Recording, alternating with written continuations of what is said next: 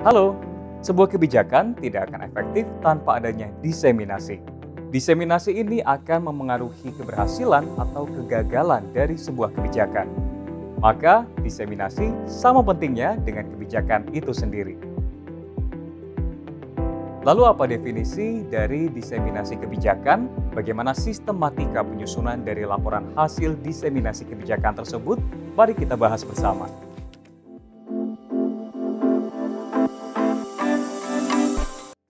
Sebelum kita masuk lebih dalam mengenai sistematika dan metode penyusunan dari laporan hasil diseminasi kebijakan, mari kita bahas terlebih dahulu apa itu diseminasi.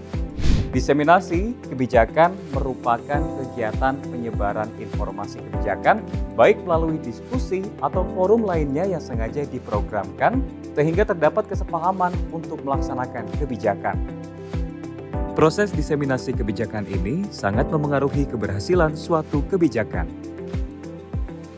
Kebijakan yang telah dihasilkan tidak dapat diimplementasikan dengan baik apabila para stakeholders dan target audiens kebijakan tersebut tidak mengetahui dan memahami adanya kebijakan dimaksud.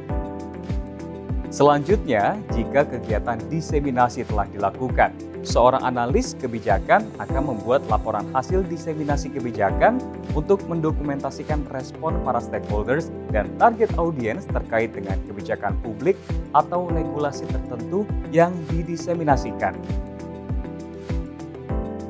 Selain sebagai sarana dokumentasi pertanggungjawaban kegiatan diseminasi kebijakan yang telah dilakukan, laporan ini dapat dimanfaatkan sebagai pembelajaran untuk mengetahui dampak maupun berbagai hal untuk meningkatkan efektivitas kegiatan diseminasi kebijakan di masa mendatang.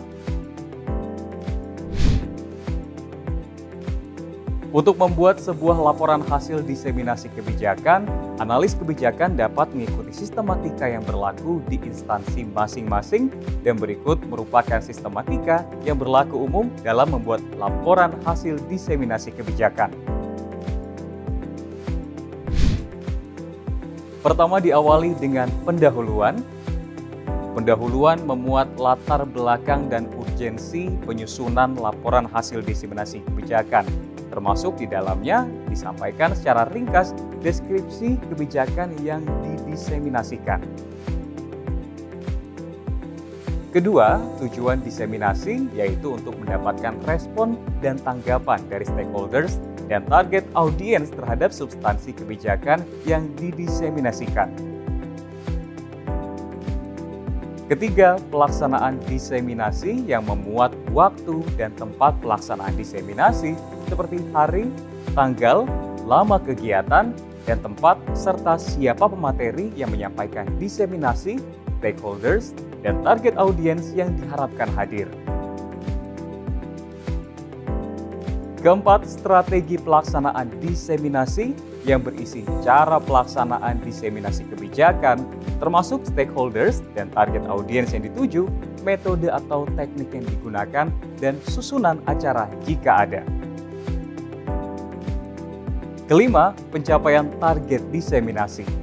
Pada bagian ini, mendeskripsikan tingkat capaian partisipasi dari stakeholders dan target audiens dalam merespon substansi kebijakan yang didiseminasikan. Keenam, yakni penutup. Penutup yang memuat rangkuman dari materi yang didiseminasikan dan respon dari stakeholders dan target audiens yang hadir. Dan ketujuh adalah lampiran berupa foto kegiatan, bukti-bukti yang diperlukan, dan lain-lain. Demikianlah pembahasan mengenai laporan hasil diseminasi kebijakan. Untuk pembelajaran lebih lanjut dan referensi pembelajaran lainnya, para analis kebijakan dapat mengakses laman asnunggul.lan.go.id atau link yang ada pada deskripsi video. Kami berharap video ini bisa menjadi salah satu referensi pembelajaran dan bisa bermanfaat untuk para analis kebijakan serta pemerhati kebijakan lainnya. Selamat bekerja dan berkarya. Salam analis kebijakan.